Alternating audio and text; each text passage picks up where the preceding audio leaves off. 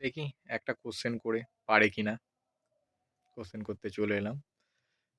আচ্ছা, ডি ছাড়া ডক্টর কি করে লিখবি? ডি ছাড়া ডক্টর?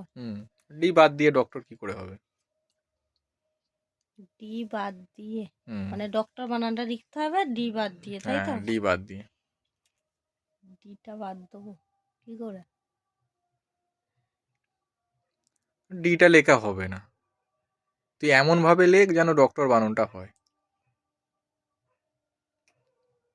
ইংলিশে না বাংলাতে না কি? সেটা তো আমি বলবো না, ডক্টর লেখা হবে। কিসে হবে, কিসে লিখতে পারবি?